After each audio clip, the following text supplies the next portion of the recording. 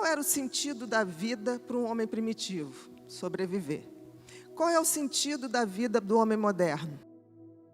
O grande problema é que a gente não sabe qual é o sentido da vida, nem o propósito da vida. O sentido da vida, seja quem for, para qualquer um de nós, é usar nossos talentos, nosso dom, e fazer isso para sermos pessoas melhores para nós e para os outros também. E o propósito é compartilhar isso com o máximo de pessoas. Então, o propósito da nossa vida é dar sentido a ela. Nós estamos vivendo exatamente como viviam nossos ancestrais, tendo medo de tudo, querendo controlar tudo. Nós ganhamos inteligências, mas queremos controlar o mundo. Não vamos controlar o mundo. Se a gente não quiser engordar as estatísticas das pessoas que no futuro vão adoecer de ansiedade, depressão, suicídio e vícios, compulsões em geral, a gente vai ter que rever a nossa evolução. E vai ter que entender que a nossa inteligência tem que ser melhor usada. De alguma maneira, a gente começou a entender que ser feliz, ou estar feliz, ou o sentido da vida, era algo em manada, que foi vendido para a gente. A gente tem muito medo, hoje, subjetivo, de não ser bem-sucedido, de não tirar a nota que acham que a gente merece, de não ter condições de comprar as coisas que dão status. Mas a gente esqueceu que esse não é o sentido da vida. Até porque, gente, qual é o sentido da vida, racionalmente falando? A gente nasce carequinha, sem dente e sem saber nada. Aí a gente leva anos aprendendo, crescendo o cabelo, trocando os dentinhos. E aí um belo dia, a gente começa a envelhecer e perder isso tudo. Inclusive os cabelos vermelhos. A gente vai perdendo também o nosso conhecimento acumulado. Qual o sentido lógico disso? O que nós temos que fazer se a gente não quiser adoecer de ansiedade? Existem outros circuitos, muitos outros circuitos dentro do cérebro. E os circuitos que vão fazer a gente cumprir o nosso sentido da vida, dar sentido à vida, de sermos melhor para nós e para os outros, ele começa quando a gente começa a usar outros circuitos do cérebro que estão muito pouco utilizados, que são os circuitos da empatia, o circuito da gentileza e o circuito da compaixão. As pessoas falam muito disso, mas não praticam. Eu vejo muita gente ter empatia, mas empatia por empatia, gente, é nada. Empatia significa que eu me sensibilizo com o sofrimento do outro, ok? Mas o que eu faço para mudar o sofrimento do outro? Se eu não tiver compaixão, eu não faço nada. A compaixão é que me faz agir para diminuir o sofrimento do outro. A gentileza é um circuito que a gente pratica e que a gente vai abrindo novos circuitos no cérebro. Quem de nós se programa aqui para fazer coisas desse tipo? Aí depois fala assim, eu ando tão estressado. Não tem jeito, um circuito antigo, como era o circuito do medo, da ansiedade, ele só vai ser desativado ou mais ou menos equilibrado se a gente acionar outros circuitos.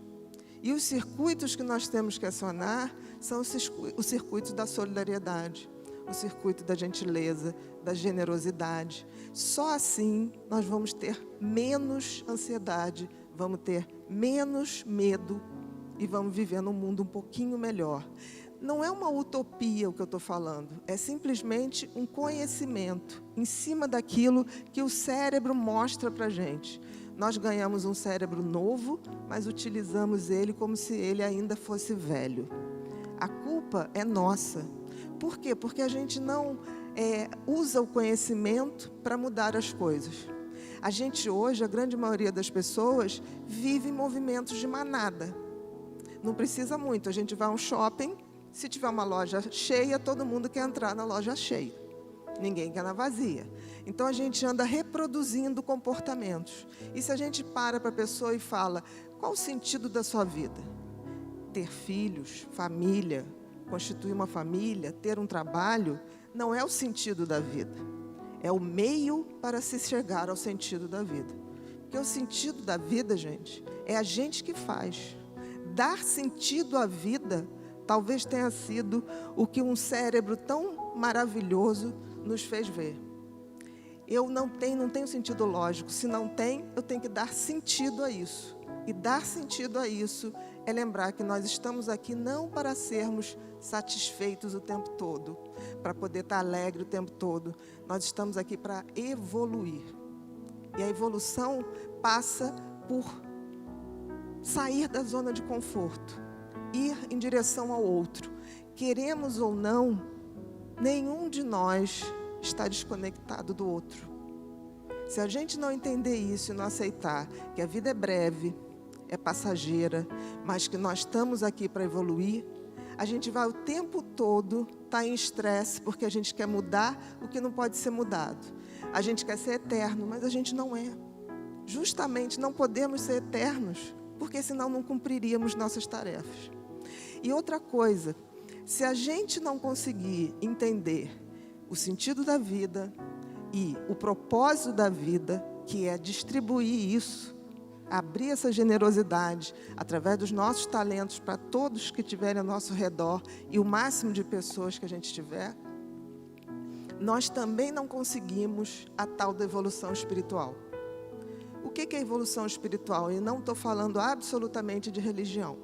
Eu estou falando de espiritualidade. E espiritualidade tem a ver com sermos melhores e entendermos que nós passaremos, mas a humanidade continua. E a gente tem que ter o compromisso de passar o bastão para as pessoas que virão. Se eu me ponho no mecanismo absolutamente egoísta, né? Uso todo o meu circuito de sobrevivência para competir, para querer o mal do outro, para não ter a gentileza, eu seguro o conhecimento, eu estou adoecendo, sem perceber. E isso não é o meu só, o meu ponto de vista. As pessoas estão adoecendo exatamente por isso. Vamos ter muitos mais quadros de ansiedade? Vamos, porque as pessoas ainda não entenderam que estamos de passagem. E a evolução espiritual, no fundo, seria a nossa conexão com tudo que há de melhor no universo. Uns chamam de Deus, outros chamam de Alá, outros chamam dos orixás, não tem a menor importância. A importância é que a gente possa se conectar com essas energias para que a gente se reabasteça e possa dividir isso entre todos nós. Existirá adoecimento? Sim, mas muito menos, porque a gente vai praticar o desapego de não sermos eternos, de não termos a pretensão de mudar as pessoas. As pessoas mudam quando elas querem. E eu não conheci nunca algo mais revolucionário do que o conhecimento. A gente não deve aceitar aquilo que dizem para a gente. A gente deve estudar para que a gente possa, de fato, dizer: eu estou agindo assim porque isso me faz bem. Por exemplo, se você praticar uma gentileza, você vai se sentir bem. Aí você vai falar assim: não me senti tão bem no início. Faça a segunda, faça a terceira. Porque o mecanismo da competitividade, do medo, ele está acionado há muito tempo. Os mecanismos da gentileza, da empatia, da compaixão, ele precisa ser ativado. Até porque a gente entende que não dava para ser tão empático ou gentil num planeta que a gente não tinha nada, a gente não tinha como comer, a gente não tinha como se abrigar, a gente não tinha como fazer essas coisas. Mas hoje nós temos. E o que a gente está fazendo? A gente se comporta como crianças que querem seus brinquedos sozinhos para a gente. Enquanto qualquer um no mundo estiver mal, nós também estaremos. É difícil raciocinar assim, mas a física quântica prova que não estamos desconectados de nada. Ao ferir uma pessoa, você se fere também. Ao fazer mal para uma pessoa, pode ter certeza que você estará fazendo mal para você também. Se a gente não entender que essa base do adoecimento está na nossa mão, está no nosso conhecimento, a gente vai evoluir para adoecer. Eu nunca vi uma pessoa que esteja ciente do sentido da vida real, do propósito da vida real, e que acredite na transcendência da vida, energeticamente falando, que pare para adoecer. É difícil. Mas a grande dificuldade é que a gente tenha essa noção. Então, assim, eu peço a vocês que, se não levarem nada daqui hoje, que levem, tipo assim, que se respondam, qual o sentido da minha vida? Se você responder só coisas práticas, tem alguma coisa errada. O seu filho, a sua família, isso tudo é o meio, mas não é o fim do sentido da vida. O sentido da vida é muito maior. E aí, se a gente pensar bem, tem um toque divino na evolução espiritual? Acho que sim. Eu chamo Deus do designer do universo, por quem eu tenho profunda admiração. Principalmente porque Ele criou e fez a coisa mais extraordinária do mundo, que é o nosso cérebro. E aí eu deixo com vocês uma imagem que eu acho que vale mais do que 1000 palavras, que é a imagem de Miguel Ângelo, do quadro lindo que está na Capela Sistina, que é a criação do primeiro homem, né? E reparem um detalhe. Estão vendo Deus lá no cantinho? Vocês repararam que Deus está dentro de um cérebro? De alguma maneira, Deus criou, fez a sua melhor criação, o cérebro humano. E isso tem algum motivo. Talvez porque Ele, através dele, se comunique com a gente. Mas a gente tem que abrir os portais desse cérebro de forma a sermos mais humanos na acepção mais concreta e transcendente da palavra. Muito obrigada.